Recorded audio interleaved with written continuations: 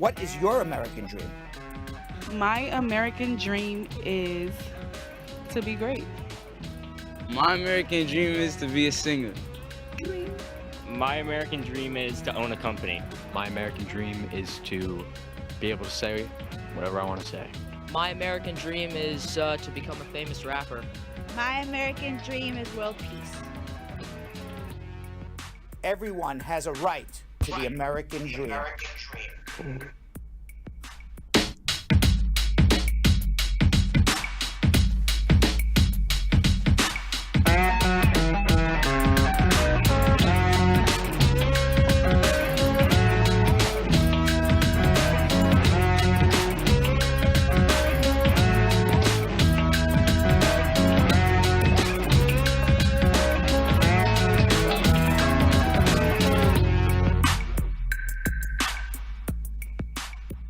It is January 28th. My name is Brad Bernstein. This is Brad Show Live, our last show of the week. We're going Monday to Thursday this week. FYI for those who may want to tune in for tomorrow. But we'll be back the following Monday. But at this moment, I got Yo-Yo and Vanessa. How are you?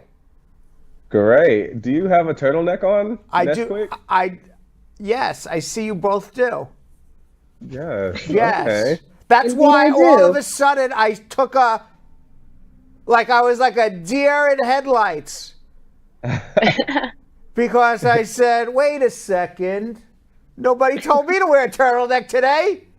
I don't think I've seen you in a turtleneck before. I don't even own a turtleneck. If you told me to wear a turtleneck, I could be like, you guys are on your own. Really? I don't own a turtleneck. I don't wear it. I don't like anything around my neck. Is it cold outside? Is it cold outside? Why? It is cold outside. Is it cold? Is it cold where you are at this moment? No, but my allergies are acting up, so I have a headache and just eyes are puffy. So I just need to cuddle up. You know, I don't want to scare you. Those are signs of COVID, but I know you've already had it, so. And a lot of people are like, are you sure? I'm like, I know what it feels like. Right. So you've already gone through it. So it's definitely just some sort of allergy. Allergies. Yeah. Allergy. Yeah. It is. Oh. And Vanessa, all I know is, thank God you are not in the studio right now. Every time somebody has like a sneeze and they're around me now, I freak out. I'm sure. Oh, well. I've had a runny nose today. Do you do that too? Like, do you get Vanessa? Do you get scared? Like, if somebody looks sick, do you scared you're gonna get COVID, or you don't even care? I am. It's not that I don't care. I just don't want to walk around with that heavy weight all over my head like poop. So right. I don't know.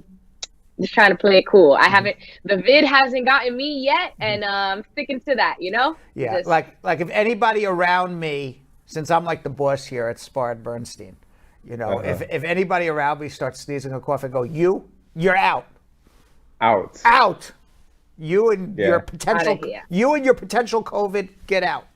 And it's because I know how you were. I know how you were pre-COVID. That's right. Pre-COVID, I remember one day I came in.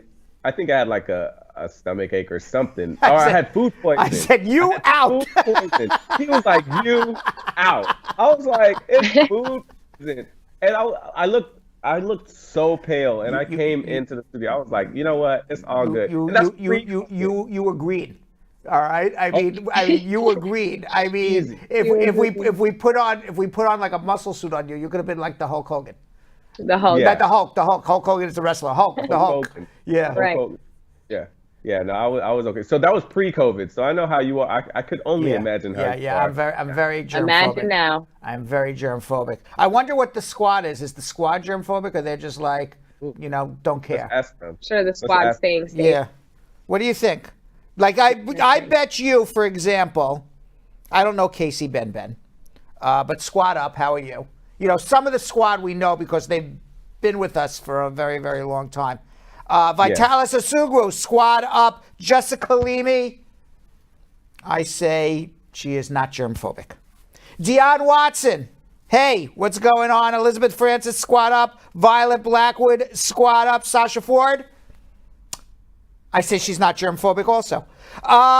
Charity Brackey, Squad Up. Lisa Bling Rose, Not germphobic. I don't think any of them are germphobic, as I come to think of it. I think they are. You think they are? Yeah. Just playing it safe. You think they play it safe? When it comes to COVID, yeah. No, just We generally. have a lot of nurses. Remember, we have a lot of nurses. in general. All right, we'll Well, find out. We'll find out. Oh, you talking about just in general? I'm sorry? You talking about just in general? Either way. Either way. that's a Whichever. It's a big difference. That's a big difference. Big difference. Yeah. When COVID That first changes came things. out, I wasn't really a germaphobe, but when COVID first came out, like I didn't go out. I didn't even go out for running. Like definitely didn't go out to work out. That's Didn't go not for- true. I saw you in the park with your friends hanging out. Not true. That's summertime. Okay. Summertime. Okay. So that changed. All right, because I saw you out and you were doing your thing. You had your Oh, friends yeah, over your yeah. apartment. You were not running from COVID. No, 2 months I did. Okay, and March then you said you said screw it. And I then gotta the live my summer life. came. I gotta live my life. Absolutely. Right. Yes. All Yeah. right. So that's I really took that's really my question. Are you running from it? Are you like terrified and living in your home, or are you kind of living your life and hopefully don't get Oh, it? baby boy is living his life. Baby That's boy's me. living his life. That's you too. Both of you. Boss lady too. Yeah. You are as Yeah. well. That's I want the entire time. I wonder what the squad does. That's really Let's see. that's what I was saying. Dion Watson, squad up. How are you? Christina Davis, we see you watching. Laverne Facey, haven't seen her in a while. How are you? And I said Elizabeth Francis, Stargirl Mika, squad up. Who else we got here? Dawn Harriet, how are you? Gloria Costales Garcia, squad up. Willie L. Williams, he's working. And also has a hey in there. Deborah Douglas, squad up. Carol the Tiger. I am that, Brad, just like you. I would have thought that the Tiger was like me. The Tiger, you come in with the sneeze into the Tiger's house, she goes, you out. Out of here. Out of here. DeForb, squad. Michelle. What? Fearless Michelle said, I'm not germophobic, not before, not now. I'm careful though. Okay. Yeah, being careful. Right. Good. I feel that. That's like feel that. that. That's like a reasonable thing. Okay. I think right. agree. That's like you know what? I'm not going to do something crazy because I don't want to get sick. But then again, I'm Right. not going to lock myself in a closet My because field I got to the live entire my time. life as well. That seems to me Exactly. like a reasonable route to pursue. Yeah. I agree. But somebody sneezes near me, they're out. That's all I can tell you. Yeah, you're a germaphobe. Maduk, squad up, how are you? And Claudette Fisher saying, hey, Brad. Jessica Leamy, she's double fisting. Jean Love, squad up. Jeremy Goldberg, it's Poetry Thursday. How can we forget? It's hit the fan that Biden has a plan to stop the travel ban. So call Brad. He's the man. Woo! He is getting good. Fire. I'm going to tell you something. I thought he had a really good one a couple weeks love ago. That one. But I have to say, this could be his all-star moment. Wow. Right. I agree. Do you think this is his definitely moment? top three. I Top agree. three. Maybe I agree. top two. This is his all-star moment, Jared J. Rhymes. I literally look forward to Poetry Thursday.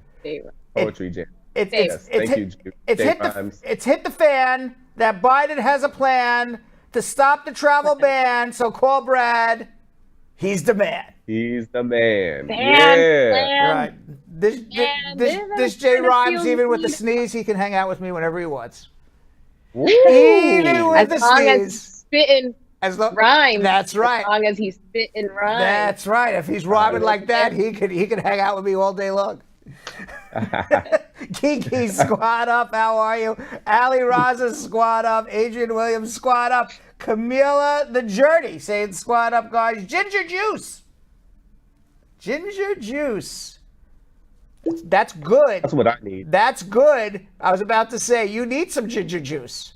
I need some ginger juice in my You life. should hit up ginger juice for ginger juice. Maybe Yeah. she has some. Or yeah. the local juicer would have one too. That'll probably be better. That's I mean, easier, right? It's right around the, you don't know where ginger juice is, right? No, I don't. No. Willie L. Williams said, I am don't want to get sick and don't work. So he is a germaphobe, I guess. He is a germaphobe. He is a Okay, and, germaphobe. And yeah. Sam Mava saying squat up. Dion Rodriguez saying hi, Brad. All right, guys, take it away. If you see anybody else, I'm just curious. Let me know if you see any other people who are reasonable, people who are germaphobes, or people who just pour caution to the wind and they don't care. Absolutely, Right. absolutely. All right, squad. Well, remember, we need you guys all to share, and I say this all the time on all social media platforms. That is Facebook, Instagram, YouTube, Twitter. Excuse whatever you me. guys are- I'm sorry. This is not a public service announcement. I am very, very Okay. sorry, Yo-Yo, to interrupt you. This is extraordinarily important. Stargirl Mika says that she has all the ginger juice you need for Yo-Yo. Ooh. I just wanted to let you know that. Thank I am you, sorry. 'cause I I actually think need that. that was important. I thought that was important news to tell you. That is very important. It was More extraordinarily- importantly, who's hosting? Who's hosting this ginger? I don't know. Our girl, Stargirl. I don't know. All right, let's continue. We got to do a We'll shout out. figure We got to that do a out. show. We got to do a show. Exactly. And like I said, everybody, I need you guys please to share because we're about to start schmoozing with Brad. He's going to fill us in on the latest news, including the First Lady, Dr. Jill Biden, is going to take an active role in reunifying children and parents who were separated at the U.S. border under the Trump administration's zero tolerance policy. And today is Wacky World News Thursday, so we'll hear all kinds of crazy stories, including a British man who is desperate to find a hard drive worth millions.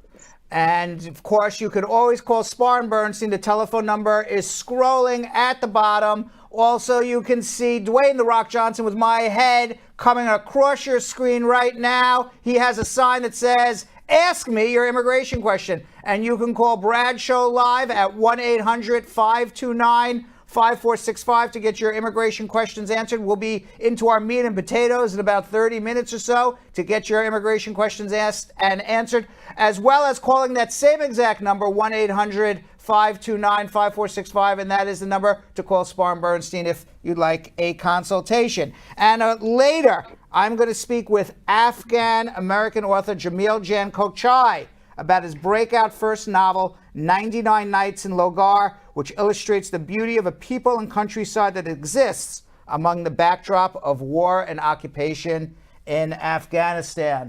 But right now, guys, it's time to schmooze. Hey.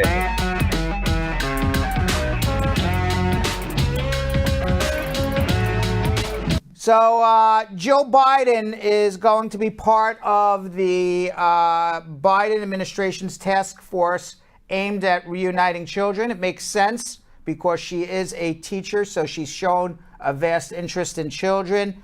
And that is quite a stark contrast from former First Lady Melania Trump. Now, first of all, we've talked about this plenty of times. There's about 3,000 children who got separated by the Trump administration in their family separation policies, where they were arresting and charging the parents with criminal conduct of trying to cross the border and keeping children in separate facilities. And there's approximately 3,000 children who have no idea where their parents are anymore. Their parents have disappeared. So Joe Biden has put together a task force to relocate the parents with these children who are basically now foster kids or orphans. We don't know where these parents are. We don't know if they're in the United States. We don't know if they're in Guatemala, in Honduras, in Mexico, if they're alive, if they're dead. Nobody knows what happened to these parents. So there's a task force that now is being put together by the U.S. government to reunite the children with their parents. Hopefully they can find parents. Now, if you remember, Melania Trump, what a contrast between Jill Biden, who is going to be on the task force, and Melania Trump, who wore a $39 Zara jacket when she went to visit the children who were separated. Didn't really say anything about it other than she felt bad for them. And she wore this jacket that says, "I really don't care, do you?" And I remember when we first saw this, we thought it was a snub at her husband. And we said, yeah, you go, Melania. You snub your Right. husband with that sign. But it turns out it was not a snub of our husband. It was a snub of the news. She could absolutely care less about these children. And it turns out that she was an enabler of her husband, Donald Trump. In an interview, on ABC, well after this whole incident of people were wondering what did that message mean, she admitted what it meant. She wrote, "It's obvious that I didn't wear the jacket for the children. I wore the jacket to go on the plane and off the plane, and it was for the people and the left-wing media who are criticizing me, and I want to show them I don't care. You can criticize whatever you want to say. It will not stop me to do what I feel is right." Yeah, what is right is go visit some kids in jail, smile at them, and leave. That ain't right. So it was rightful criticism. And the jacket spawned a whole news cycle on its own, drawing attention away from the objective of Melania, who said she was going to visit the children to see if they were doing well, to this public perception of what is she talking about. And it obviously was a public perception that she didn't care. And she admitted it. Yeah. I'm just excited to see a first lady in the news for something positive again. I really missed it.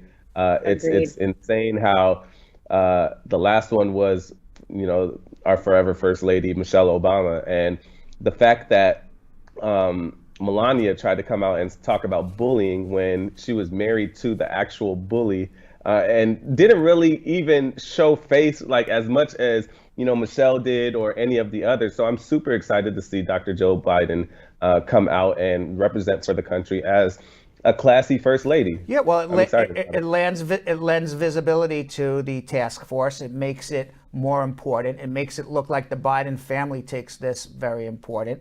Now, hopefully, I don't know what Jill Biden will be able to add to actually finding children, but I'm sure she's a smart woman. She has a doctorate. Yeah. But what it does is it brings back the visibility of what happened to these children. It brings back the visibility of we need to find these parents. So if anything, it just brings publicity to all of this. If Jill Biden had not joined the task force, we probably wouldn't even been talking about it, let alone talking about it as the first topic of our conversation today. Right, exactly. Yeah. Yeah. Yeah.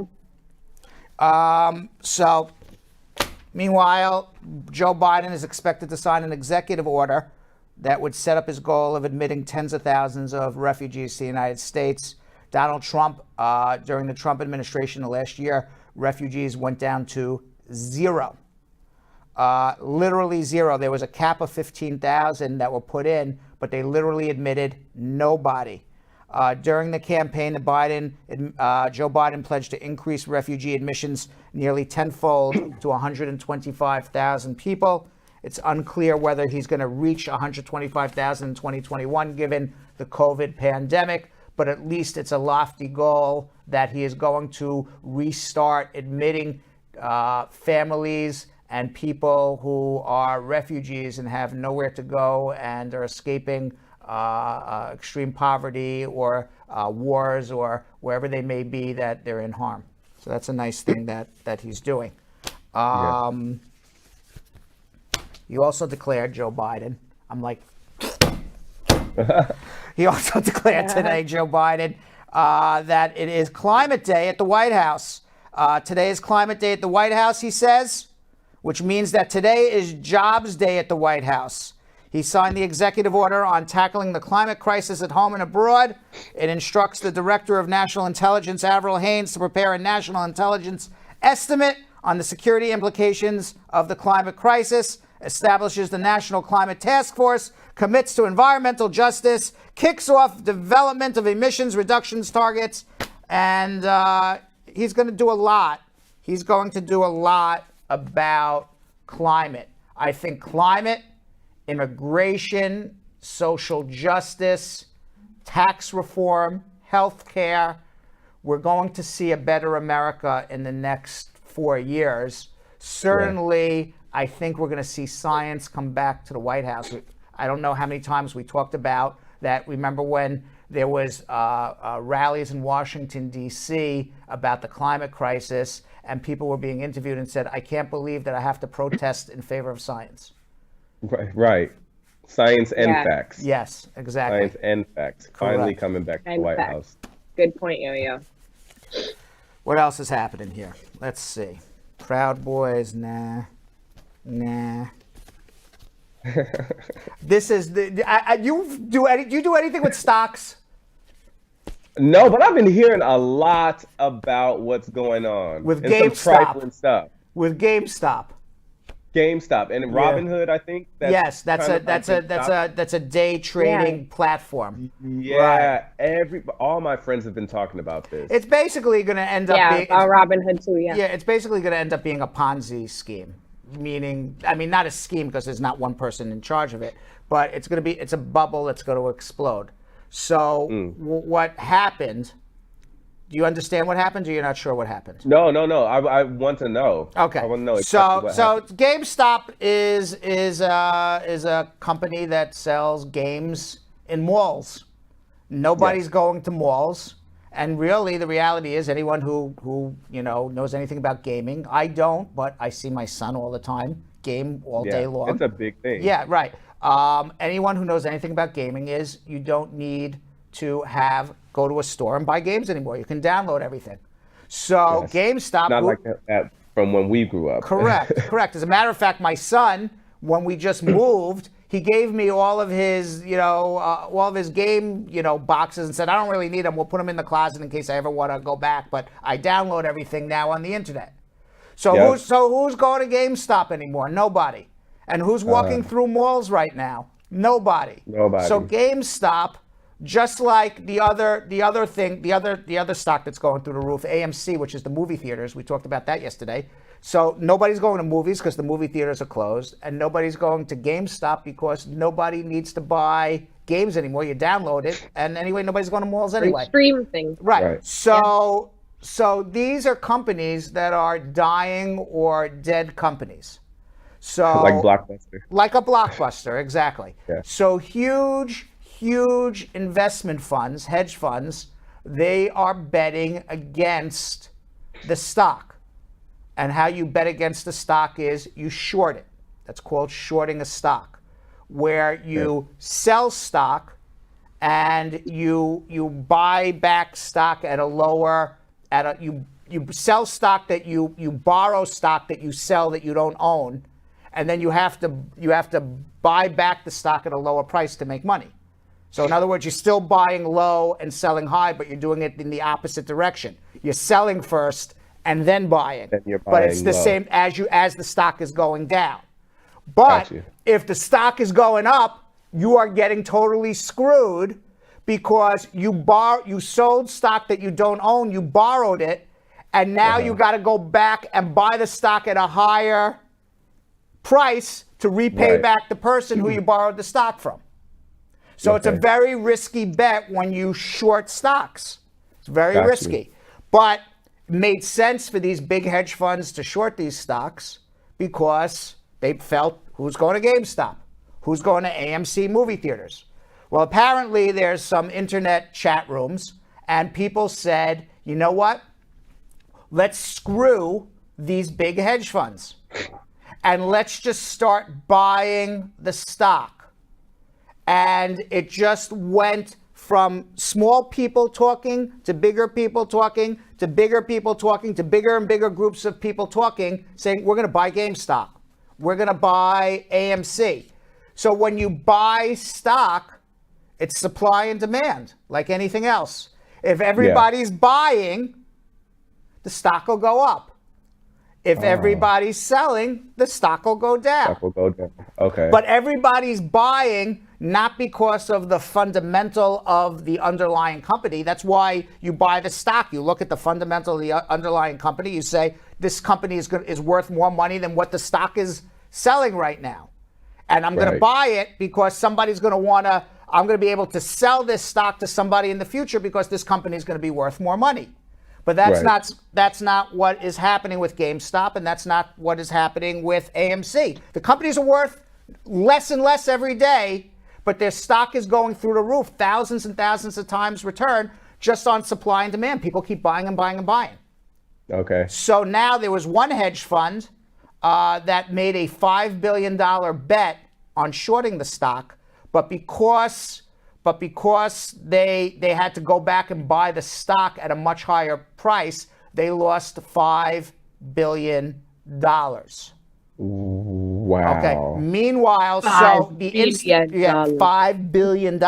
So the institutional Wall Street people, who are usually the ones who screw the little guy, it has now been turned opposite. I like that. It is now the opposite. It's the little guys in the chat rooms who screwed the big institutional investors. It's the small guy who got back at Wall Street.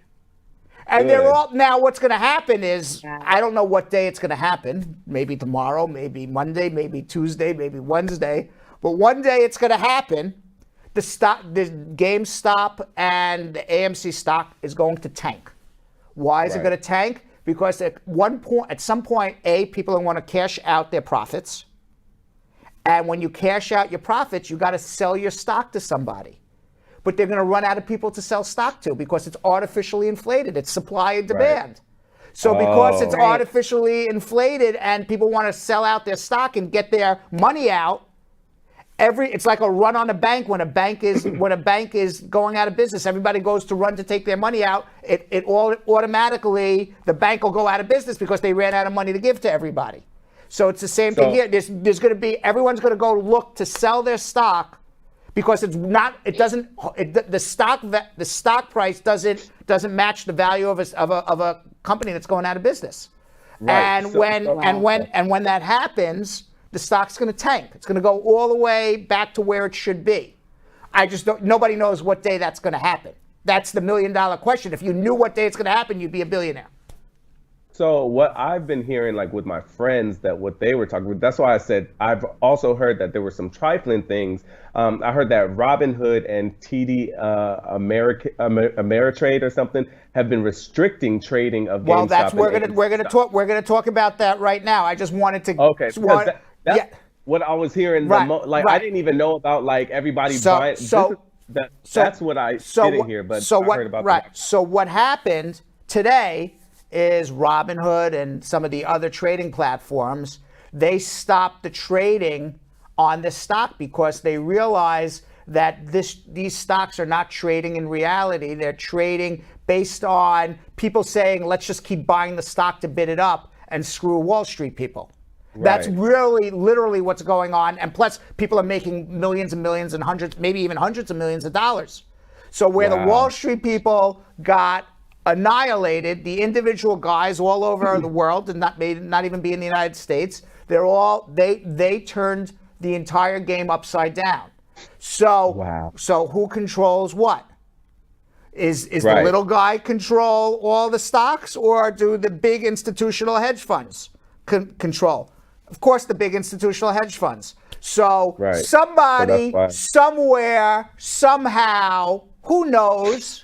Because I'm not privy to any of these conversations, calls up somebody who says, this has to stop now.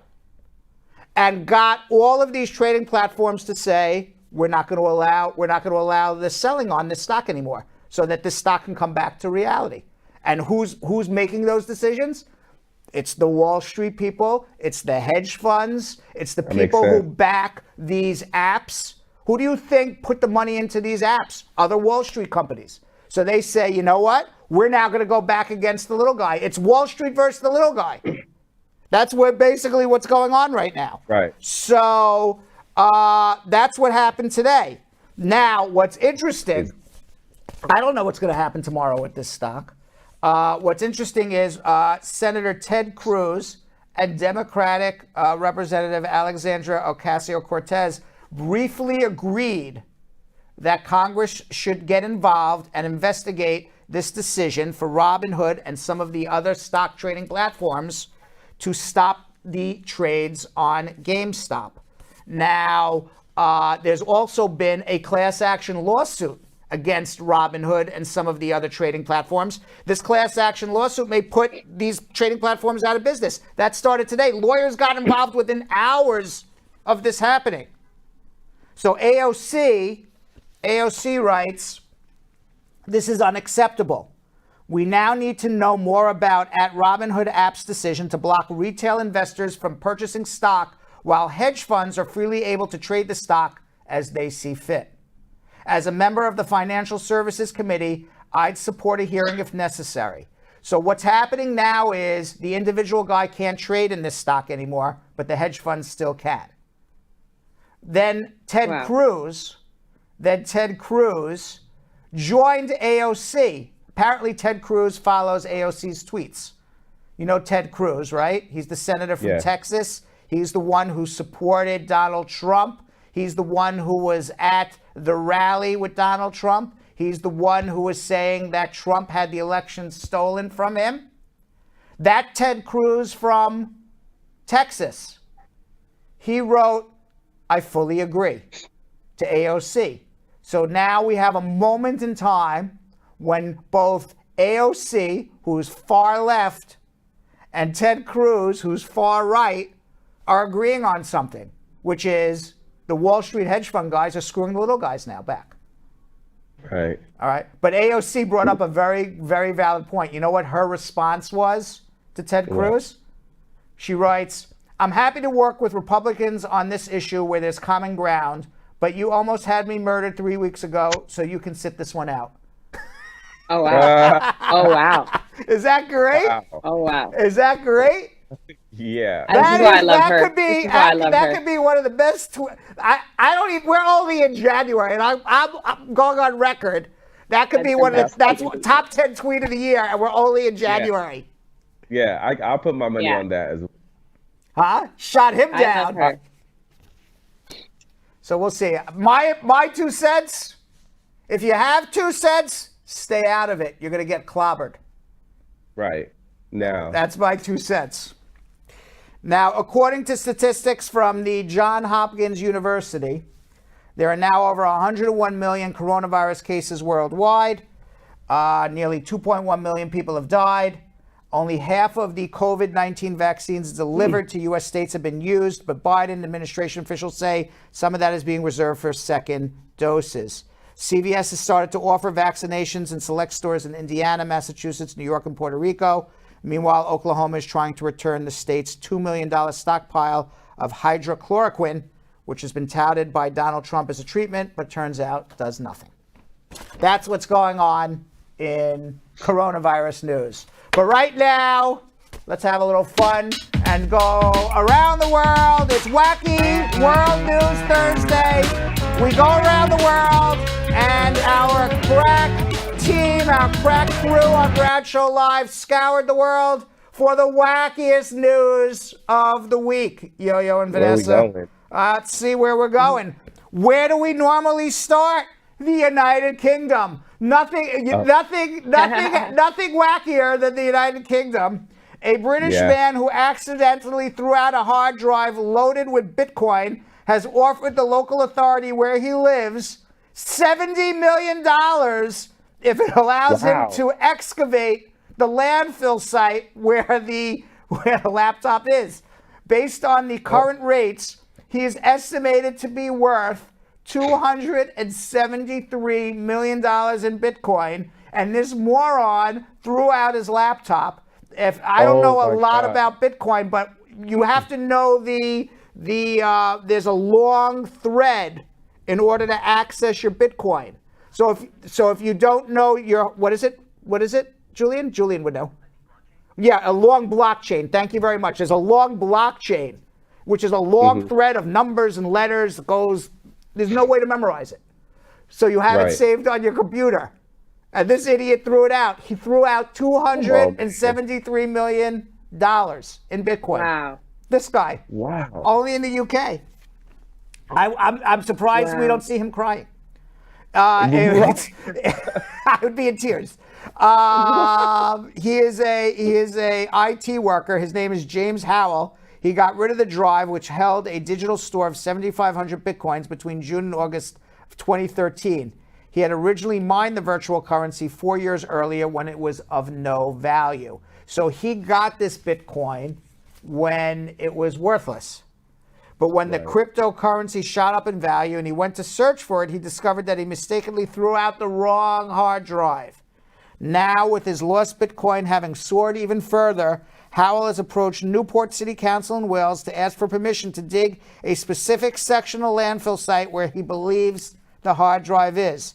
In return, he has offered to pay the council a quarter of the current value of the drive, which he says can be distributed to the local residents. Bitcoins are essentially computer files stored in the digital wallet. That is the blockchain. He told CNN, "I offered to donate 25%, $71.7 million to the city of Newport."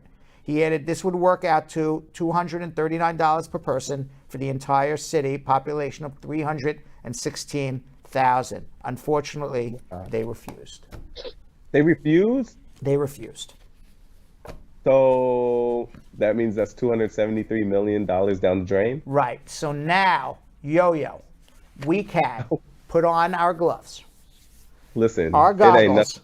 Our Listen. goggles. All right. We can put on, right, and we can go to where is this? I guarantee you people are doing it right now. They are Newport, it's Newport, England.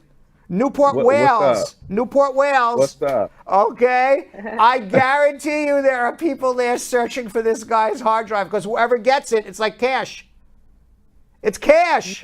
You get the hard drive, it's cash, and you walk away with it. Are you trying to take this trip? Listen.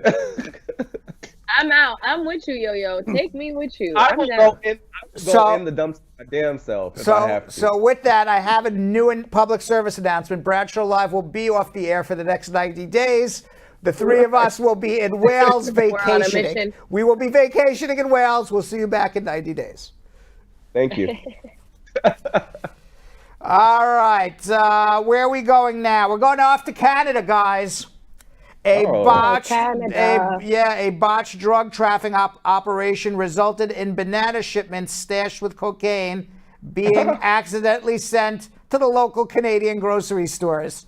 Police, can you imagine you buy a banana and you get home and you're like powder everywhere? That'd be insane. That would be insane. Wow. Police in Kelowna said Tuesday that 21 kilograms, 46 pounds of cocaine was shipped from Colombia as part of a failed drug deal. The bananas, they were hidden in the bananas, and the bananas were shipped to the local grocery stores for sale. Jeff Carroll, an officer from the Kelowna Royal Canadian Mounted Police, said, "Our investigation leads us to believe these illicit drugs were not meant to end up in the grocery store." The discovery was originally made by workers at a Kelowna grocery store who found 12 packages of cocaine hidden in the bananas. Oh gosh, that's wild. Is that wild? That Can you imagine is. you take the banana home and you're like, oh, I'll cut some bananas up for my cereal, and there's like cocaine flying everywhere? Well, I don't think that they're actually selling those bananas, are they? No, no. It was caught in the back storage room before they made it out to the. But can you imagine? Couldn't imagine. Yeah. I mean, it would be a good time for somebody. It's a good time for somebody, right? All right, so where are we going next? We're going to Brazil. An amazing lump of volcanic rock was recently discovered in Brazil that looks exactly like Sesame Street's Cookie Monster. The two parts of the rock combine to create a perfect egg shape, but when they are split in half, the deep blue quartz crystals bear an uncanny resemblance to Cookie Monster. Oh, wow. That is the Wow. rock. That's the rock. Let's go back and look. Oh wow. That does look like Cookie Monster. What?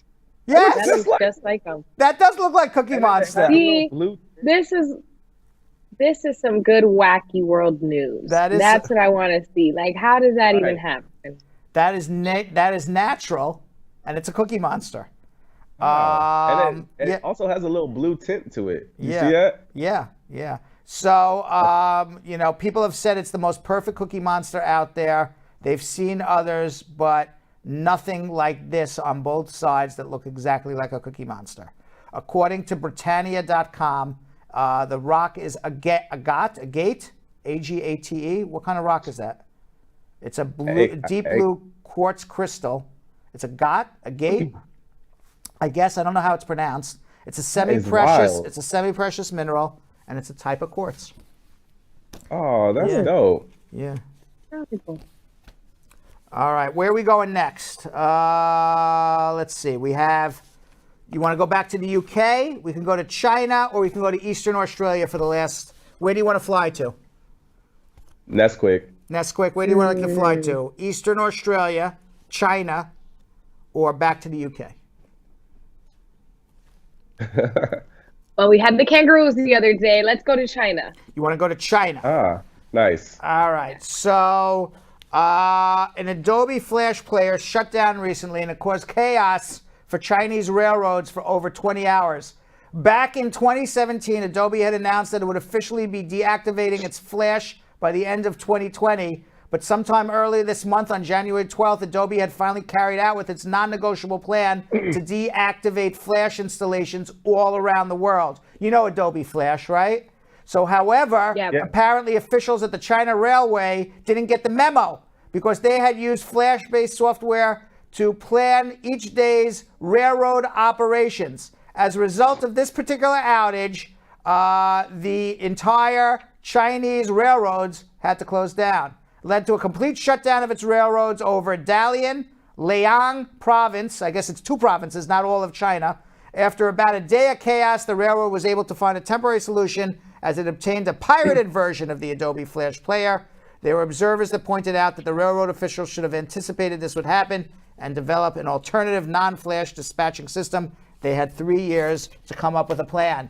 First, you have an IT guy who throws away his Bitcoin, and then you have another in UK, and we end it with another IT catastrophe where nobody updates software for years and shuts down the Chinese railroad. IT is scary, man. Yes, it is. All right. Any comments before we get to the next segment, guys?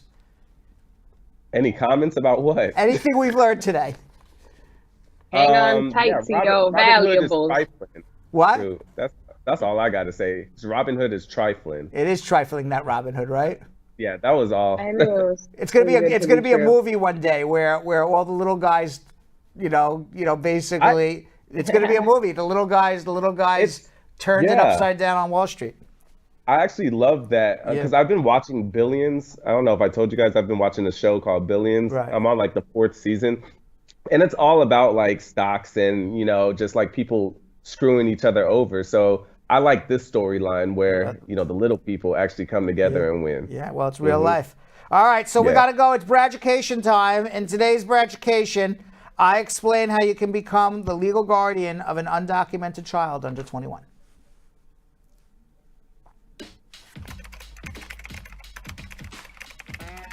People always ask me, Brad, I know about these children. They're under 21. They're undocumented. I'd really like to help them. I feel bad. I don't know about adoption. What should I be doing to help these kids that are undocumented? Give them a chance. Well, there's a very easy thing you can do to help them. You can go into family court. You can become their legal guardian. It's very simple to do. Every local family court, no matter what state you live in, will do a simple guardianship. It only takes a month or 2. You're not adopting them. And as part of the guardianship application, you make a special request to that family court judge to make a special ruling that it's not in the children's best interest to be reunited with at least one of their biological parents because of abandonment, abuse, or neglect. As long as you get that special ruling and you become that child's legal guardian and that child's under 21, they can file for a special immigrant juvenile adjustment of status and get their green card in 6-9 months on their own. What about that? That was Uncle Brad doing Braducation without a beard. But I'm going to be doing the meat and potatoes right now, answering your immigration questions with a beard. Why not?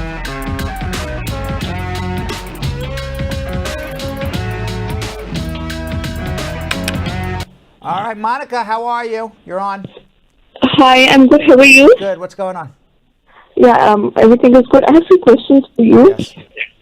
So I'm a U.S. citizen and I have to apply for my husband, AOS, who's on F1 visa. The person who's co-sponsoring us is a businessman. So I want to know that what business-related documents do I need to ask him? None. You need his personal information. So you need his personal income tax returns for 3 years, his personal bank statement, and a letter. Either if he's self-employed, it would be his own letter saying, "I am self-employed. I own this business, and this is my income for the year." So do I need 1 year tax return or 3 years tax return? I always like to ask for 3. 3. Okay. So they are a family of 3. Right now we are a family of 2, husband and wife, but we will soon having a baby. So what would be the minimum income requirement? Well, right now you're a family of 5. So a family of 5, you start at $20,000 for 2 and add about $4,000 per person. I'm giving an approximation. So a family of 5, you should be over over $32,000. So if when we are filing and we don't have a baby yet, it means it will be a family of 5. Right. Once you have a baby, it's a family of 6, then you're looking 37,000 somewhere in there. Right. And because I am the sponsor, so do I also need to fill the I-864 form? Yes. All right. Thank you very much. All right. Good luck. Thank you so much. Bye-bye. Sunny in Rapsburg, Maryland. Sunny. Hello. Hi, Sunny. How are you? Yeah, good. How are you doing today? Good. What's going on? Yeah, I have a question. So I have a VAWA case which was filed against my mother-in-law. So, but USIS VAWA, they sent me a letter telling me that I cannot file against my mother-in-law. If there is anything that I see that my wife abused me, I should write to them and let them know. If not, yeah, so, there's no abuse by mother-in-law. There's abuse by wife. There's abuse by child, but there's no abuse by and child. It's generally an adult child abusing an elderly person, but there's no abuse by mother-in-law to you. The abuse would be that your mother-in-law was abusing you. Perhaps. Either at the request of your wife, or that your wife wasn't there to protect you, or they were kind of in cahoots with each other, or something to that effect. But somehow the abuse has to be by the wife causing your mother-in-law to do things to you. Okay, now I have a girlfriend. So, but she have a cancer. So she told me to cancel the application so that she can file for me.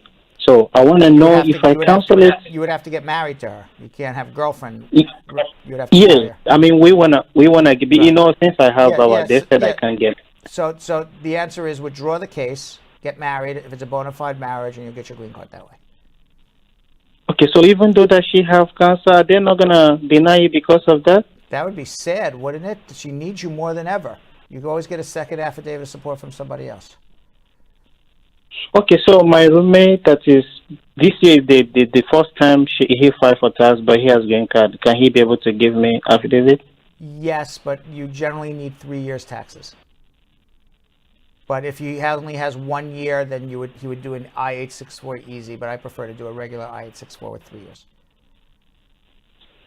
Okay. Yeah, I'm talking about my roommate. My wife is not working. Okay, hold on 1 second. We'll help. Let's go to Chris in Plainsboro, New Jersey. Chris.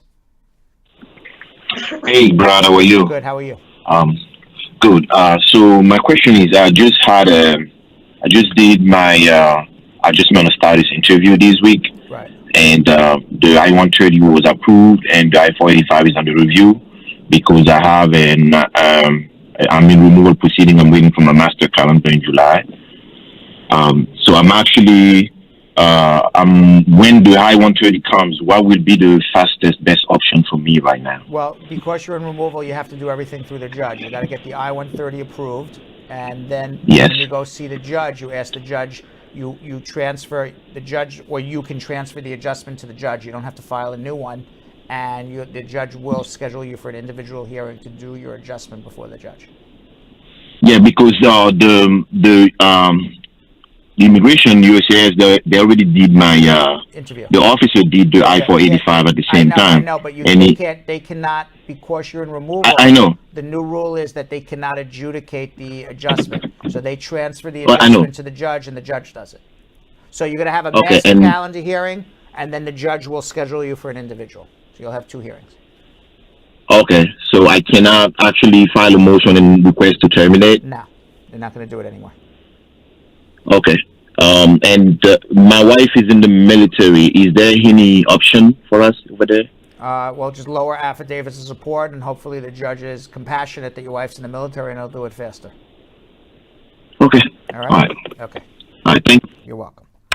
Grace Ann in Pensacola, New Jersey. Did I get that right? Pensukin, New Jersey. Grace. Pensukin. Pensukin. Hi, good How are evening, you? Brad. How are you? I'm good. What's going on? I have a question. I filed my citizenship 2019, December. And I haven't heard nothing from them yet. When Do you think I should wait longer? When did you file? I filed December 2019. I think you can file a mandamus if you want, or a threat of a mandamus. It's been over a year. And they wrote me a letter May 2020. Yeah, they're violating your rights at this point. You could either wait for an interview or do what's called a pre-litigation mandamus or a mandamus, which is a lawsuit that says, hey, you're violating my rights. Schedule me for an interview or I'll see you in court. Because we're not getting no response from them when we call anyhow. Again, they're violating your rights. So you have two choices. You can continue to have your rights violated and just wait for an interview whenever they decide to do it. Or you can take matters into your own hands and threaten to sue them in a mandamus or actually sue them in a mandamus. Okay. I can Thank help you. You're not interested, but I can help you. Yeah. Okay, hold on.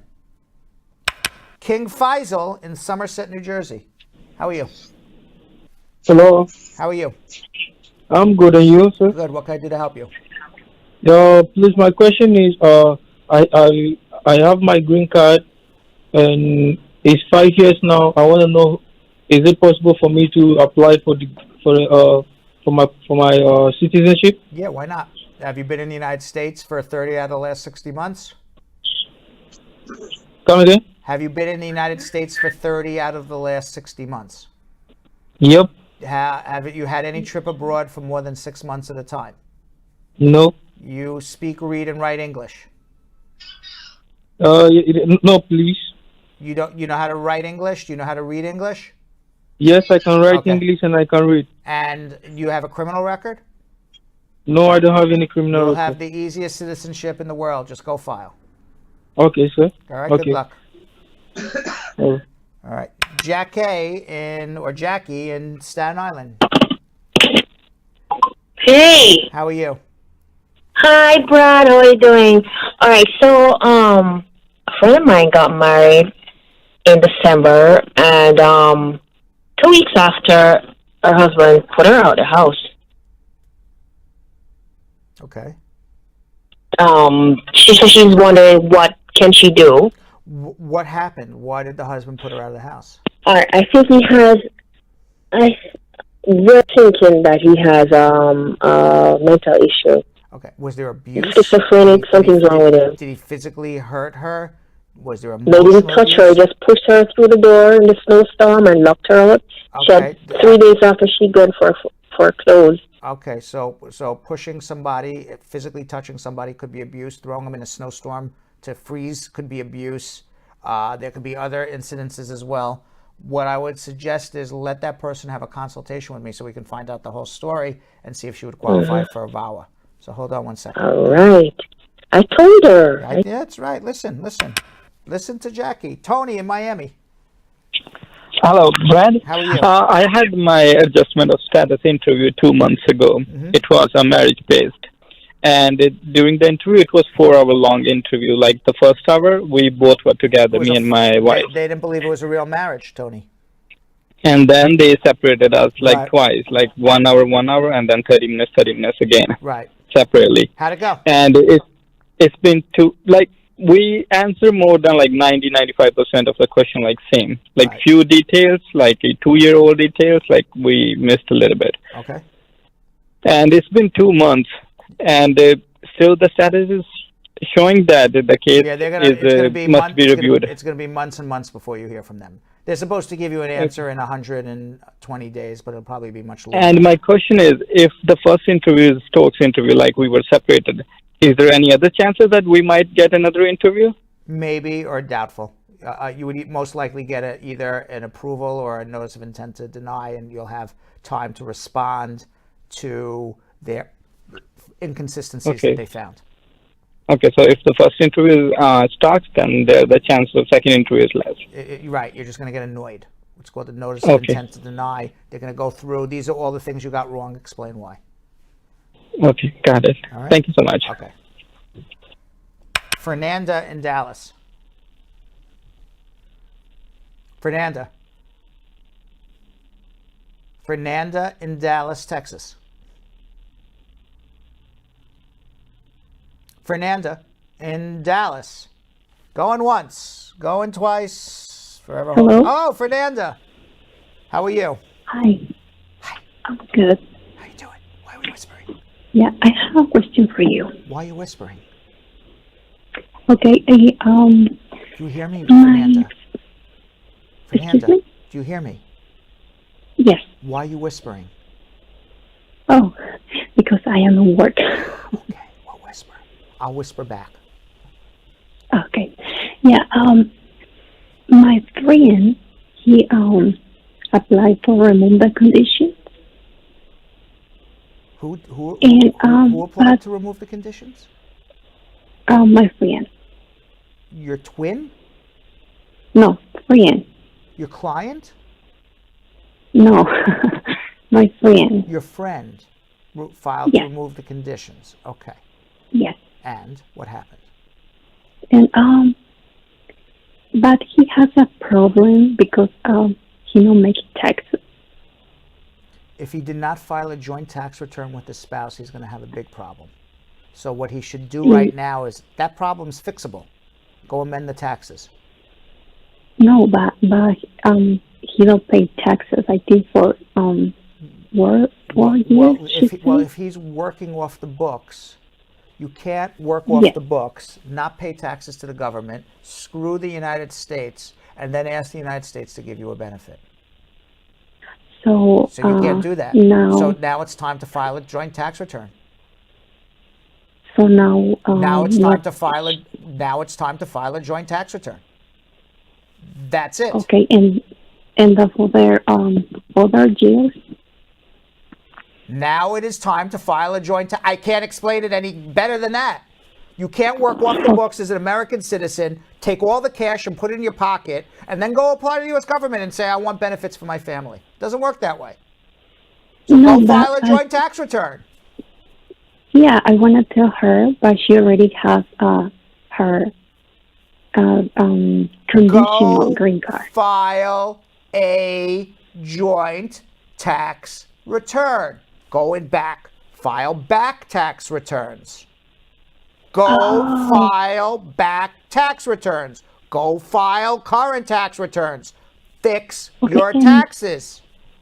Simple. Yeah, and okay, so I want to tell her. Yes, thank you. Hold on. Deanna in Queens. Hi, Dad. How are you? How you doing? I'm good.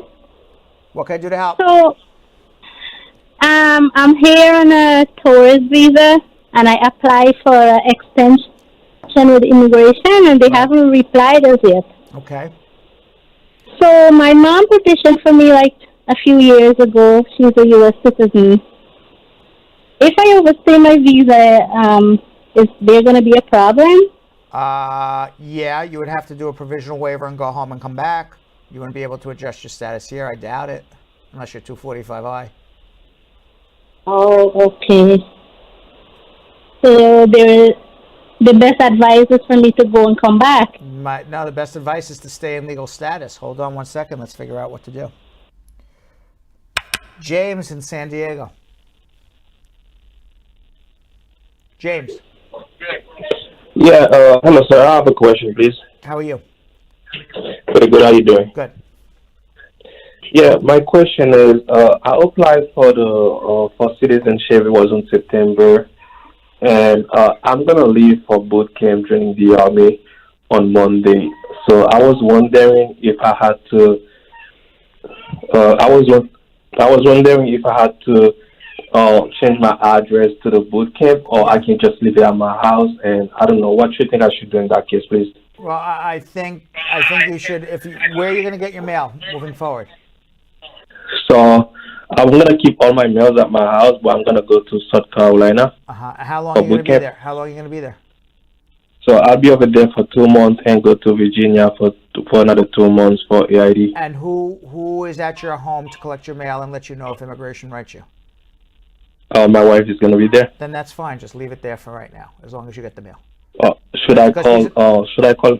No, should I call USCIS and let him know that I'm leaving, or it's fine? No, just go do it. You'll let them know at the interview. Hopefully, you can get out of boot camp and go for your interview if they schedule it. But your wife will notify you, because these places where you're going are temporary. It's not your domiciled home. Your domiciled home is still South Carolina. Oh, okay. All right. Thank you so much, sir. All right.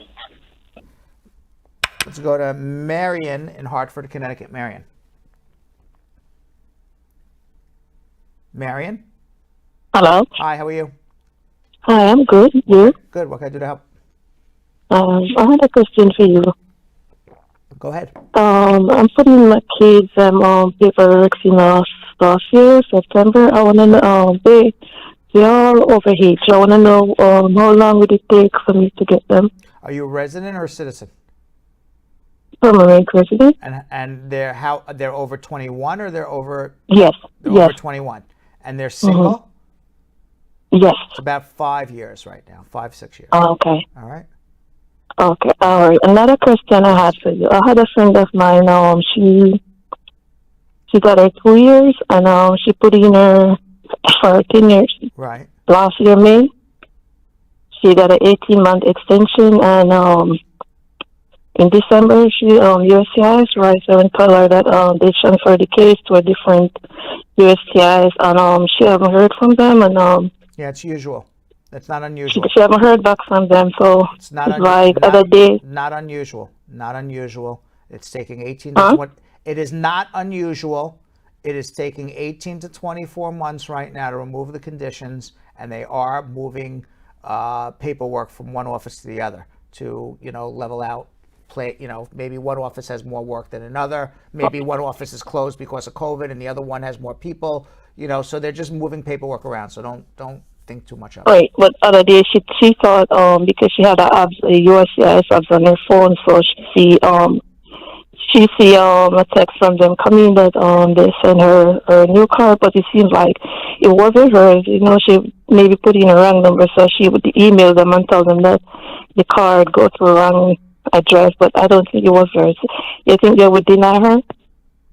I didn't understand anything you said. She called the USCIS office, or the USCIS office called her, and she put in the wrong address, and they sent a card, but they didn't send a card, and you think they would deny her? That's what I heard.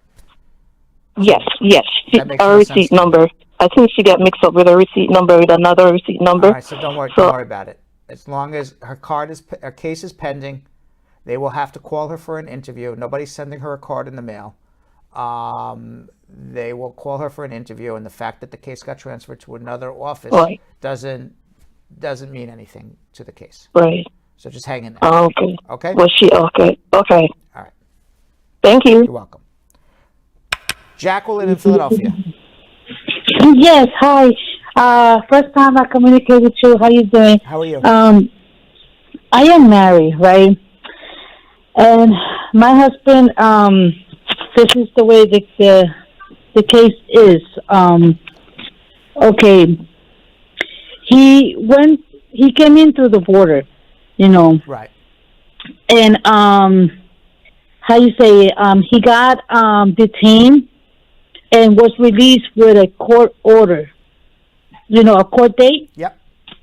Okay. But he never showed up. Can he fix papers? It depends on how they processed him when he came into the border. If they processed him as an arriving alien and he didn't show up, he has an order of deportation. There's a warrant out for his arrest. Married to a U.S. citizen, you can file an adjustment application with a waiver. If they processed him as you entered the country and now we found you in the United States and we're going to order you removed and he didn't show up, that's a different story. You would have to try to reopen the case. But if he was given notice of when and where to show up, he's going to have a hard time reopening.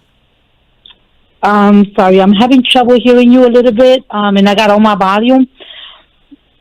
Okay, what I said was it depends on how they processed him. We don't know how they processed him. Maybe they processed him as an arriving alien. If they processed him as an arriving alien, then he can adjust his status in the United States with a waiver. Doesn't have to go back to immigration court for anything. If, on the other hand, they caught him in the United States and then says, oh, you're in the United States and you are removable or deportable, now he didn't show up to his immigration court hearing. He has an order of deportation. He was told when and where to show up. He didn't do it. He's going to have a much bigger problem trying to reopen his case. So the first thing we have to do is figure out how they processed him, how they charged him, and then take it from there. Okay, can it be fixed if that's the case, or what? I just gave you my answer. It depends on, you don't listen to me. You have the FBI record. You don't listen to anything I just said. I have to get the immigration records, see how he was charged. I've said it twice already. I'll say it 3 times now. If he is an arriving alien, he can adjust with a waiver. Otherwise, you're going to have a hard time reopening the case, but we can look into it. So it depends. Can it be fixed? It depends on what happened at the border, which we don't know until we get the records. Hold on. Does this thing work? Hello? Okay, it works. Carrie Ann in Hartford, Connecticut. Hi, good night. Hi, how are you? I'm okay. First time calling, always watch you. Thank you. I'm an immigrant. I applied for a deferred action 1 year now. I did my biometrics in February last year. It's going to be a year now since I've done my biometrics, and I'm still not getting any answers from USCIS. You didn't get because I have a sick child. You didn't get a work permit or anything? No, I did not. And you have a sick child? Have you tried? In the hospital. Yes, I did deferred action because of my sick child. I had a twin, and one of them is sick in the hospital over 2 years now. How did you come to the United States? By a visa. So what do you say you had deferred action? What do you mean by deferred action? I applied through it with to the social worker. Okay, so to be able to stay in the United States for humanitarian reasons because of your sick Yes. child. I understand now. Okay, because generally when people say deferred action, it was for DACA, so I didn't understand what you were saying at first. So now you got married to a U.S. citizen and you still haven't gotten your work permit? No, I don't married. I said I get back a letter to do a biometrics. I did the biometrics over a year now, and I still haven't received anything from them. Have you extended your deferred action? No. Because maybe that's the problem. Because you have to extend your deferred action. So you don't, just because you get deferred action doesn't mean you get deferred action forever.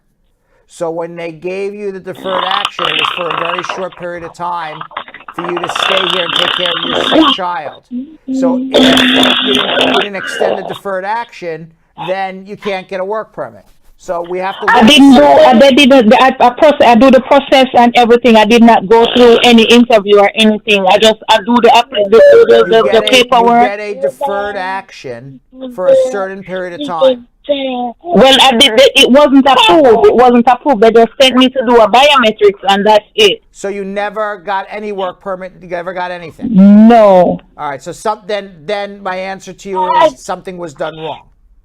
I don't know what, but do you have copies of what was submitted? No, I don't. The lawyer has all those lawyer? stuff. Did you go to a lawyer? You told me a social worker. A social worker. There's a big difference between a social worker and a lawyer. But they give me what they call it, the legal aid lawyer. That's what they did and put it through it. All right. What I would suggest you do, I don't know what the legal aid lawyer did. So, but sounds like something got screwed up somewhere. So the first thing I would do is ask the legal aid lawyer for a copy of your entire record, including everything they submitted, all the receipts back, and if you want, I'm happy to take a look at it. And then Okay, no problem. All right, And I hold on. could come in for a consultation. We do it over the phone because of COVID, but yes, hold on. By the way, if you didn't get a chance to call, you can always follow me on Instagram at RealBradBernstein. If you follow me on Instagram at RealBradBernstein, you can drop me a DM, and I will be happy to answer your question as best as I can.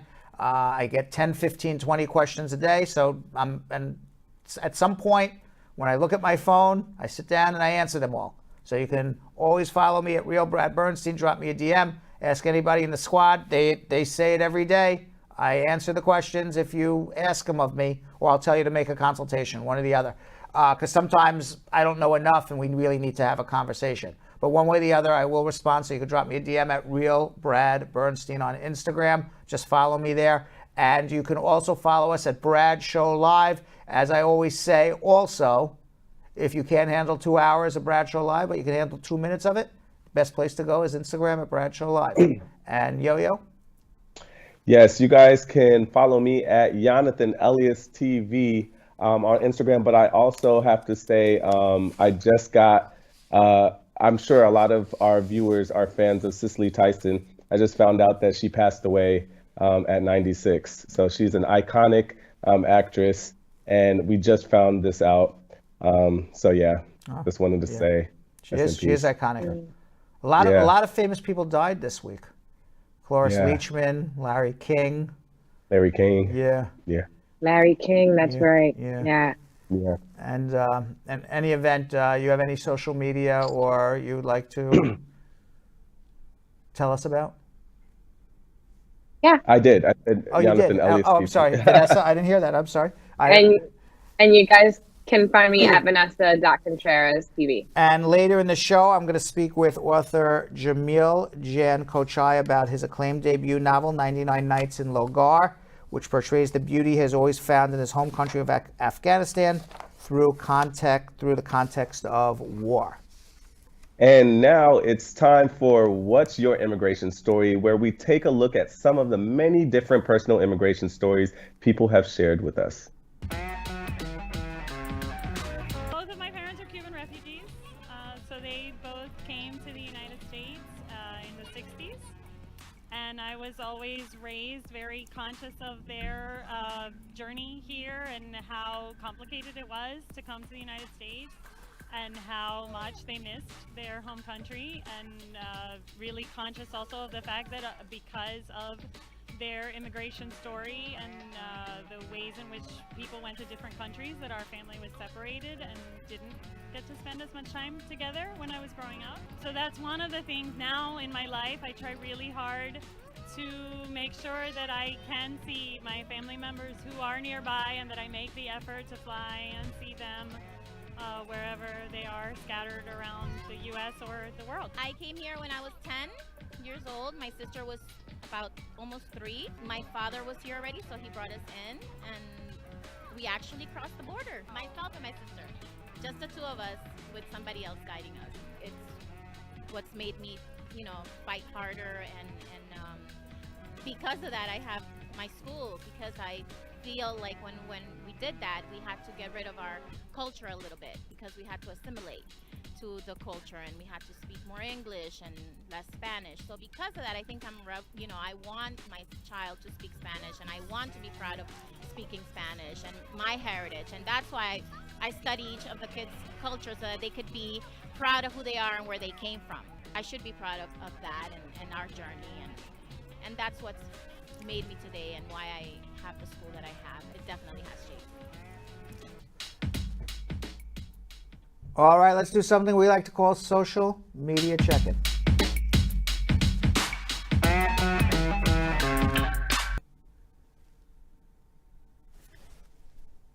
YouTube, are all Liberian beneficiaries of DED if they are in the U.S. after January 1st, 2021? I didn't hear the first part because you were muted.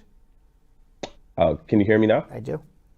Okay. Charles Williams on YouTube. Are all Liberian beneficiaries of DED if they are in the U.S. after January 1st, 2021? Yes. Daniela Charles on YouTube. Who is qualified for the matter of Sese? What are the requirements? Matter of Sese is people who came on a fiancé visa. They got married, and the spouse provided an affidavit of support but did not complete the immigration case. The fact of getting married and having an affidavit of support by the spouse is enough as long as you can prove it was a bona fide marriage, even if you got divorced. It is a special way to get a green card for people who came on K-1 fiancé visas who ultimately didn't really have a successful marriage and the marriage broke up. Okay, Steve Kahn on YouTube. I am in the F1 category and got approved by USCIS. My priority date is October 16th, 2016. How long is the wait? About another year. Sajaka Jaka on YouTube. If someone is on H-1B and receives a stimulus check in his or her bank account, will this be considered a public charge? No. Okay, Ben Saleh on YouTube. My Canadian passport has expired and I've been waiting on my travel documents for almost 5 months now. How much longer will it take? I don't know. Charlene Cuthbert on Facebook. I did my SIJ case for both my girls. I started the process in 2018. My younger daughter received her green card early last year, but the older one has not yet. She will be renewing her work permit in March 3 times now. What's going on? I don't know what's going on, but if you did it right, you should be doing a mandamus right now to force the issue. TDave305 on YouTube. How long does it take for an VAWA adjustment to be processed if the I-360 and I-485 filed concurrently? About 2 years.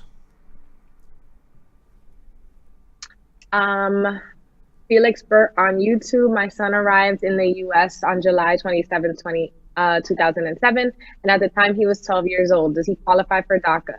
When did he come? July 2007. No, you had to be here June 15th, 2007. Liz Samuels on YouTube. My dad applied for my currently 19 years old permanent residency in the U.S. in August 2019 and still hasn't received residency. How long is the wait usually? The permanent resident filing for a 19-year-old? Yes. The visas are current, so I don't know where the 19-year-old is, but the visas are current. Katrina Carter D. Simone on YouTube. Next month is 3 years since I've been in the U.S., but am still waiting on immigration for the 10-year green card. Do I need a green card to start my citizenship? You can file your citizenship now. Trice Treese on YouTube. Based on an approved VAWA case, I filed the I-485 with the I-360 at the same time. The I-360 was approved in June 2020, but since then, I've received a notice to provide a medical exam in September 2020 and stated not to send the documents until I get an interview date set up. Will I get an interview for the I-485, and how long will it take? Can I also request to expedite my case? You can't request to expedite your case, and hopefully you'll get an interview within about a year of the I-360 getting approved. Love on YouTube. My husband is in Haiti and I've been sending him money. Should we show the receipts on his interview? Yes, absolutely.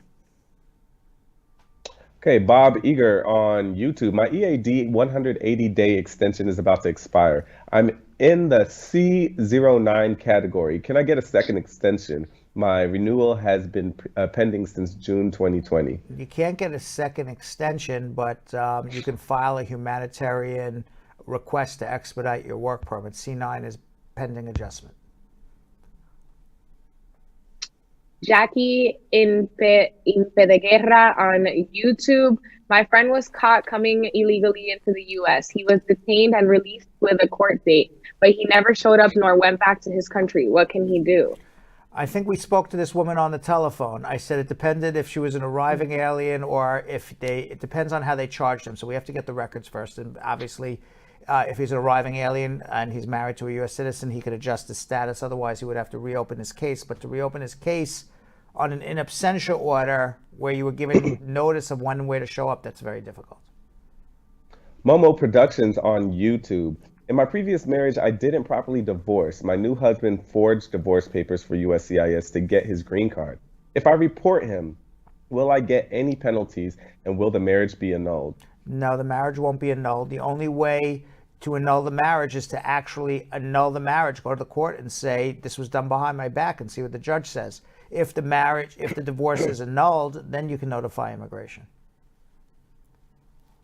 Najla Danish Shara on YouTube. Any update on visa ban of green card holder spouses?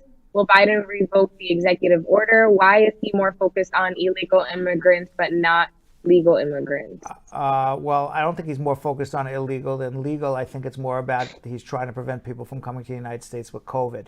So the Trump bans on the rest of the immigration are going to end March 31st. Let's hope that Biden does not extend them. Sam Mava on YouTube. What are possibilities of amnesty? Very good. Stargirl Mika on Facebook. Is Biden putting a pause on his immigration plan, Brad? Is Biden putting a pause on his immigration plan? Not that I'm aware of. He's moving full forward with it.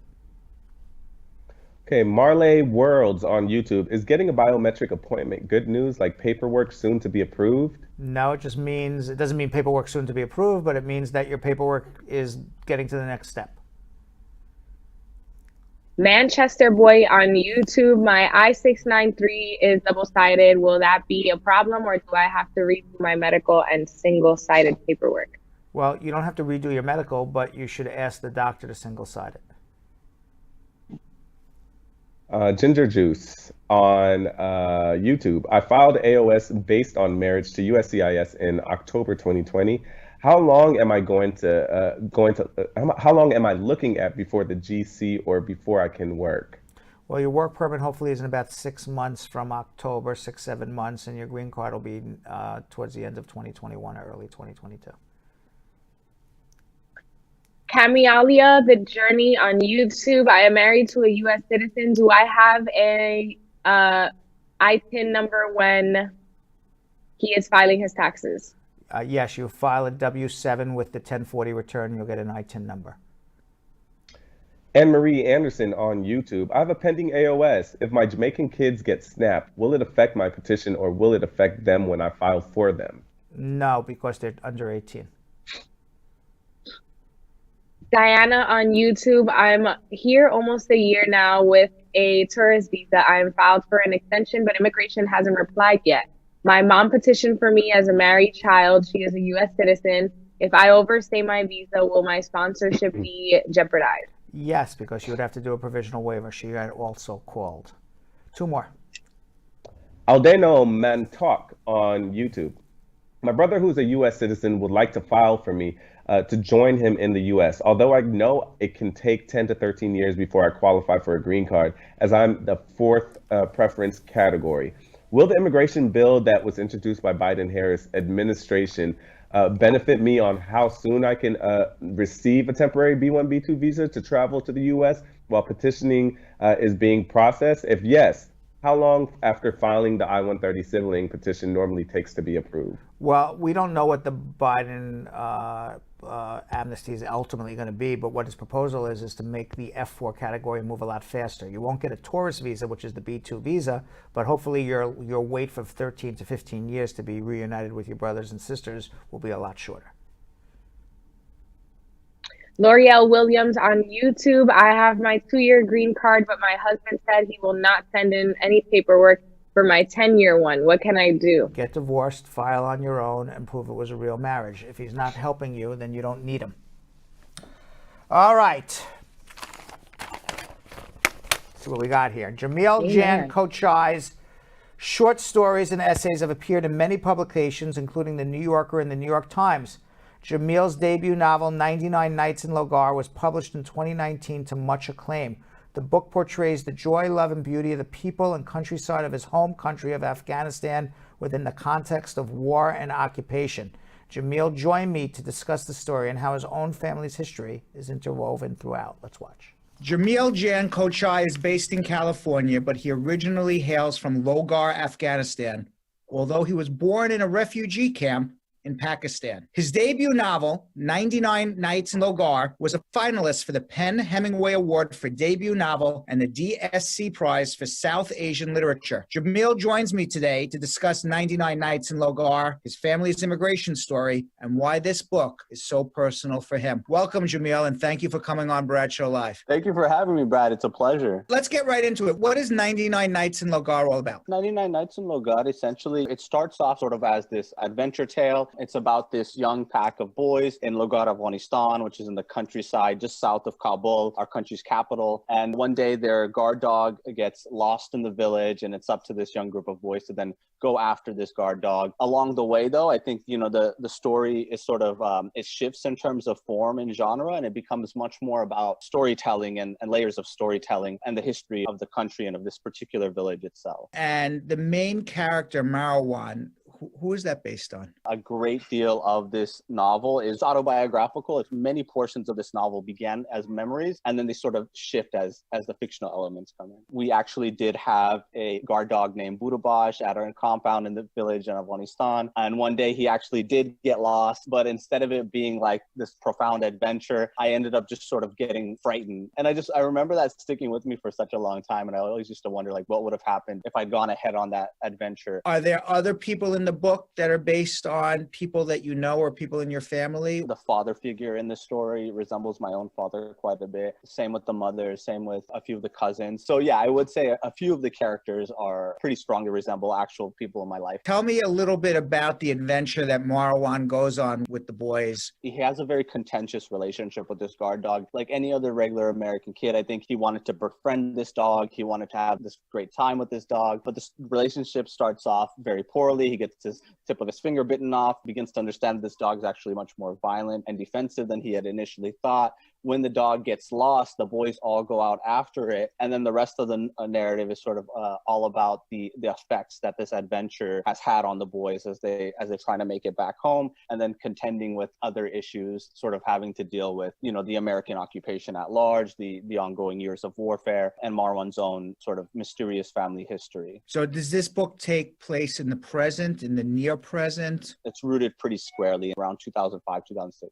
So what is your family's immigration story? Because you're talking about you in Afghanistan, and I know I'm talking to you in California right now. My father, he arrived in the States in 83, I believe it was. My mother and my father are both from the same village in Logar, Afghanistan, the village that this book is set in. They lived happy lives there. They were quite content there for many years. But then, of course, the Soviet invasion occurs, and there's a prior revolution. The Soviet Union invades, and all of a sudden, violence erupts all throughout the country. And it hits Logar, Afghanistan, especially hard. There's ongoing series of bombings. There's massacres being committed there. The violence gets to the point where both my mother's family and my father's family, they both end up feeling like they have to flee the country to Peshawar, Pakistan. My father ends up making it to the States through a connection he had with his half-brother who had actually trained in the Afghan Royal Air Force, I believe it was, in Alabama. How did he get sponsored to come to America? His half-brother had been in the Afghan Royal Air Force. He was a pilot, and he had been trained in the States, in Alabama, actually. And so through his half-brother's connection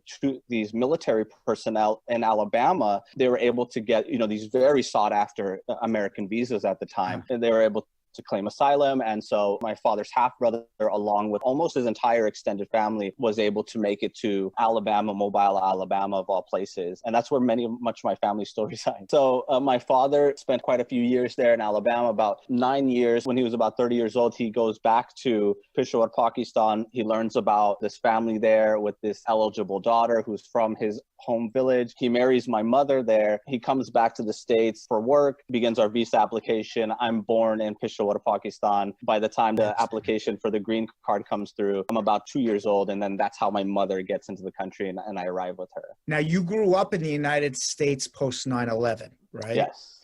How did it affect you growing up in the United States, being Afghani? It was one of these events in my life that really shaped who I would become as a person. In the years and months immediately preceding 9/11, I did feel, intense sense of Islamophobia. There was bullying at school. From a very young age, I never felt like an American. I think that really shaped how I understood my own identity, my own relationship to Afghanistan, my own understanding of sort of nationalism of what that can do to people and what that means as an identity. And so growing up in Sacramento, I had a little bit of a rebellious streak. I was often arguing with my history teacher about the history of America's, these invasions that occurred in Vietnam and Korea and wherever else. And so when I began writing this book, and as I'm entering my adulthood and as I'm doing more and more research, I just think I've always had sort of a very heightened idea of sort of the follies of nationalism and of what these sort of national mythologies can do to people and what it can make people blind to. And so I think one of my main intentions with this book especially was to show the ways that the war on terror and, the invasion and occupation of Afghanistan, especially the tremendous violence and the terrible effects it's had on these very innocent people in Afghanistan. Tell us what it's like to be in Afghanistan. Throughout my life, it has just been a tremendously positive and beautiful experience. I went to for the first time when I was 6 years old in 1999, and that's when the Taliban were in control of the country. And I remember returning home to West Sacramento and telling people about my trip, and I only had good things to say. It was only about how much fun I had with my cousins and these streams that we would swim in and these fields that we would run through and these beautiful orchards that we'd pick apples and berries and these tremendous mountains we would climb, and everyone was so shocked by how much I love how much I had come to love the country at a very young age. And again, there was always this lingering sense of violence. When we would sleep at night, we would hear like bombs going off in the mountains, and we weren't sure what exactly that was about. And, my uncles were beaten one time for being late to prayer. But again, largely when it came to my direct experience of the country, very beautiful. Did you ever feel unsafe there? There were these moments where, in particular, it was actually that time when we went after Budabash, our guard dog, and my cousins went off by themselves, and me and my brother were alone on the road for the first time. We just sat underneath this tree because we were frightened. We didn't want to, get caught up or something like that. But I also remember sitting underneath this tree and the sun is beginning to set, and I'm deeply, deeply afraid. But as the sun is beginning to set, like the entire countryside is being cast with this gorgeous purple hue. And I'm watching the mountains and I'm watching the fields. Everything's being cast with this purplish hue. And I never seen something so beautiful in my life. So it was often this odd mixture of fear, but also tremendous joy and beauty. And that stuck with me for a long time. What you're describing is a beautiful country with beautiful people that unfortunately has been in a perpetual war since the 70s. Exactly. First the Soviet Union, the United States, and everything else. When you wrote your book, did you have to do research on Afghanistan? I did do quite a bit of research. There were, several important historical texts I was referencing. The secondary research was having these conversations with my family members, doing these interviews, looking back over, photographs and video footage, asking my mother and father to sort of describe what the village was like during their childhood, and then referring back to my own family in Logar as much as possible as well. Your uncle had gotten beaten up once for not showing up for prayer or showing up late. Yeah. What was your family's experience like dealing with the government, the Taliban, who was in charge at the time? In 1999, so the Taliban were in control. At that time, when that particular beating, it sticks in my memory just because I really like that uncle too. He was actually a very devout man, and so I was very surprised to hear this as well. But he was actually working at his shop, and then he was rushing to prayer to get to the prayer on time, and he got caught up by this Taliban force or whatever it was, and then he was beaten for it. But I will say that within the larger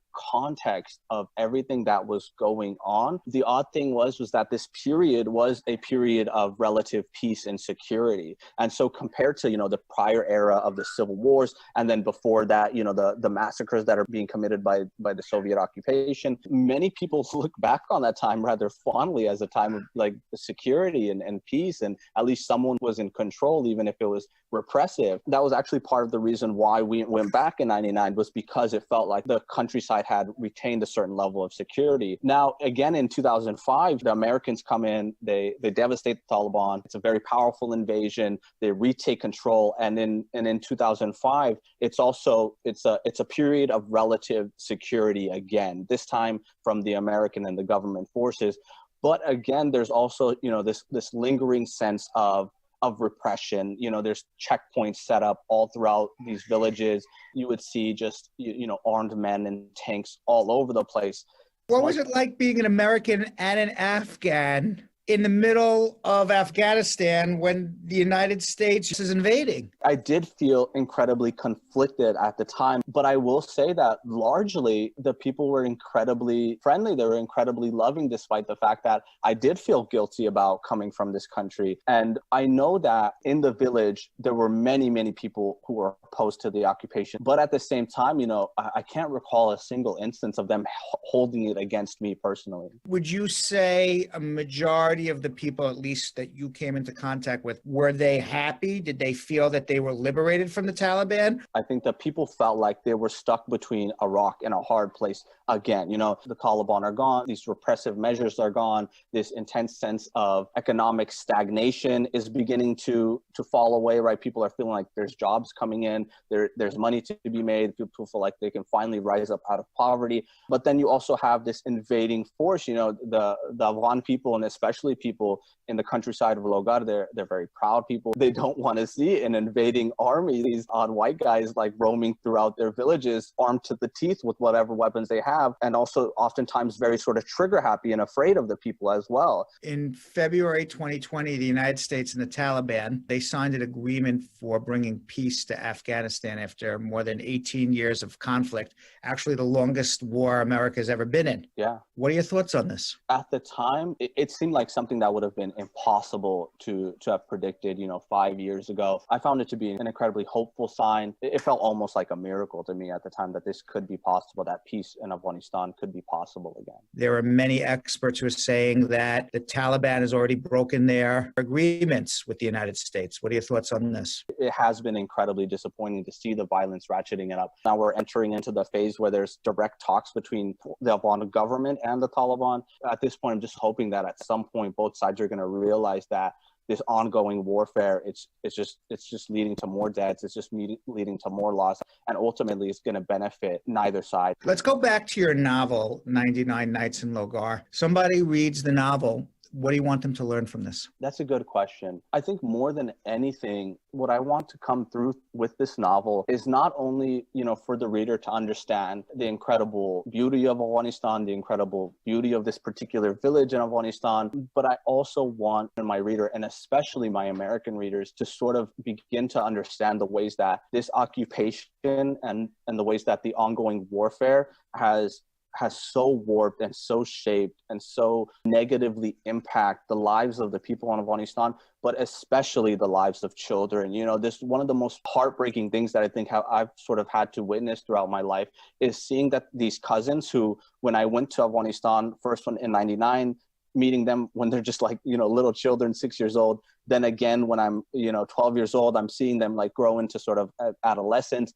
And then watching the ways that their lives have been shaped and irreparably altered by this war. It's so deeply heartbreaking to see the ways that violence has changed their lives and forced them into these terrible, terrible situations. And I wanted that to come through in this novel. One of the chapters in the book is actually written in Pashto. How did that come about? This was a chapter that I knew was sort of at the heart of the novel itself. It was a chapter that I'd been sort of dreading having to write. It's rooted in this actual tragic event that happened in my family's life. And when I got to that point, I kept trying to write it and it just wasn't coming through. I couldn't capture that profound sense of loss. I couldn't get the characters right. I couldn't get the movements and the language correct. And I began to realize perhaps this actually isn't my story to tell. Pashto, it's in many ways, it's a dying language. It belongs to people that have been for centuries harassed and oppressed. And what ended up happening was that I asked my father directly, would you actually mind telling this story from your own point of view, word for word? It was difficult for him, but, fortunately, he's always been very supportive of my work and of my career in general. And so ultimately, he decided that he would. And of course, my father, he speaks Pashto. That's his native language. That's the language he tells all his stories in. And I thought, go ahead and tell it in Pashto. And so he told it in Pashto, and translating it into English, it felt wrong to me for some reason. I couldn't even place what exactly it was. But so much of the novel, it contends with these issues of translation and representation and what can be known and not known. And so I got to the point where I thought, I'm actually just going to leave it in his exact voice, in Pashto, in that script. And that's how I'm going to leave it in the novel. And I think I just went in hoping that like my reader would sort of understand that the story had to be told in this way. Where can people find out more about you and 99 Nights in Logar? I've got my own website, www.jamiljankochai.com. That's where I update most of my writing and whatever other events I can do. And then, I'm on Twitter at Jamil Jan Kochai. And those will probably be the two best resources for finding out all things Jamil. I always try to stress as much as possible, seeking out your local independent bookstore. It's also available on bookshop.org, which is a great website, very handy. The proceeds from their website goes to your local bookshops. Are you working on any other books? I'm currently working on a book of short stories. We always like to end our interviews by asking our guests what their American dream is. Tell us what your American dream is. What I dream about is that someday peace will arrive in Afghanistan and in Logar. And that I hope that as much as possible, I'll be able to go back and live there and to perhaps study or teach there. Well, Jamil Jan Kochai, thank you very much for coming on. Author of 99 Nights in Logar. Check it out at your local bookstore. His first novel out and hit it out of the ballpark. So congratulations to you and thank you for coming on and spending some time with us. Thank you so much for having me. It's been an absolute pleasure. All right, we have 9 immigration questions. They give me 50 seconds. If I get it right, I get a balloon. If I get it wrong, I get blown up. Doesn't seem like a very fair trade to me, but that's what we do here on Bradshaw Live. A balloon or a bomb. Right. It's not a very fair trade at all. It's not. It's not. It's not. But like I said, this is what we do for the people. This is what we do for the people. You ready? All right. Let's go. Will 3 traffic tickets affect getting my I-485? No. Can an I-131 re-enter? Yeah, you can re-enter. You can re-enter with an I-131 advance parole. Yes. Can you file for your spouse if you are disabled? Yes. Can a green card holder file for her spouse? Yes, of course. Are only DACA and TPS allowed green cards? In the amnesty, it's going to be anyone, almost everybody. Do I have to pay a fee to extend advance parole? No. Is having prima facie mandatory for a valid case? No. When can I file if I got married January 2021? January 2021, the day after.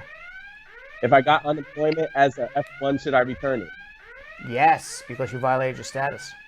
And it's not legal to get unemployment as an F1. And I got balloons. Okay. Oh, balloons right away. All right.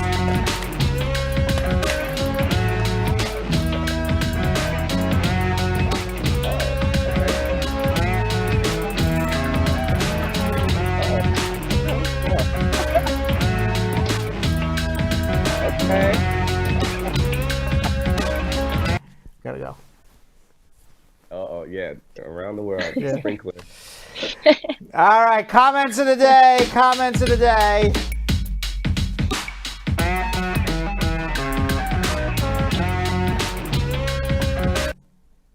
All right. Our first comment of the day comes from Lincoln A saying, I'm a germaphobe.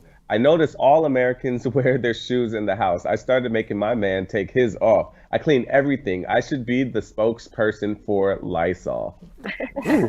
Call Lysol. Call Lysol, please. That sounds like a good spokesperson. I agree. Take your dirty. This is the new slogan. Take your dirty shoes off and let me spray. Yeah, there you go. There you go. Okay. Getaway Cat says, Brad, have you ever thought of running for Congress or Senate? I think you deserve a spot because your willingness to help people is such an amazing asset. All the love and respect to you and your team. Thank you very much. Awesome. No, I haven't. I always give thought to it, but I'm going to stick to do what I'm doing here. But thank you. All right. Comes from Denver Sal saying every part of Bradshaw Live is the best, but my favorite is schmoozing. Even though I watch other news like what happened? Nothing happened. Nothing. Just like even though I watch other news like CNN, I always get more informed when it comes to schmoozing with Brad. Thank you. You break every single part down. Oh, thank you very much. Yes. We do a good job here, guys. Even schmoozing. Thank you. Nobody That's schmoozes good. like us. Yeah. Does anyone schmooze like us? Nobody. I don't think so. There's not a schmoozer on TV or the internet that schmoozes as good as we do. As us three. Right. Okay, our next one comes from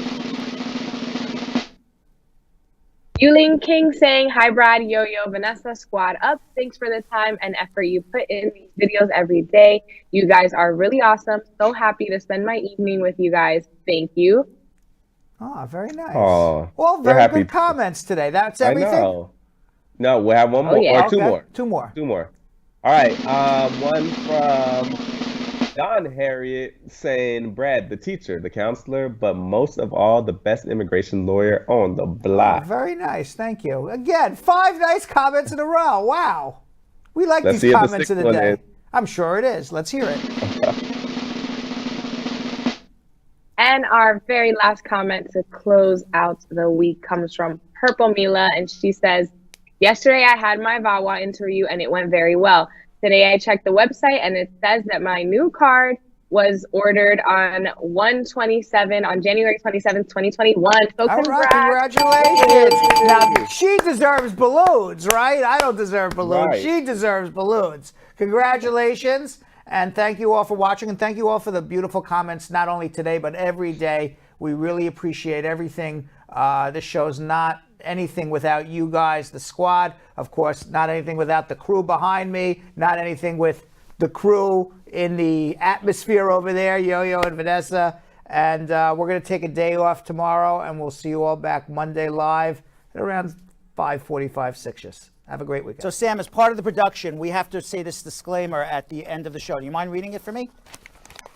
Okay, but you know, Brad, I have to do everything around here. It's bad enough I've got to remember everything that happened on the episode from the previous day. Forget it. I'll do it. The proceeding was information only and not specific legal advice. Consult an attorney about your individual situation. Prior successful results do not guarantee a similar outcome in the future. To make an appointment with the Spar and Bernstein law firm located at 225 Broadway in New York City, call 1-800-529-5465. That's 1-800-529-5465. Easy to remember, 1-800-LAW-LINK. That's 1-800-LAWLINK. Once again, make a call to 1-800-529-5465. And of course, link up with the law offices of Spar and Bernstein, located at 225 Broadway on the 5th floor. If I were you out there, make the call, make the link, make the connection, make it Spar and Bernstein. 1-800-LAWLINK. That's 1-800-529-5465. And now, conveniently located in Hartford, Connecticut on 1 Congress Street. Visit us in Connecticut or in New York at 225 Broadway. That's 1-800-529-5465. 1-800-LAW-LINK. 1-800-529-5465.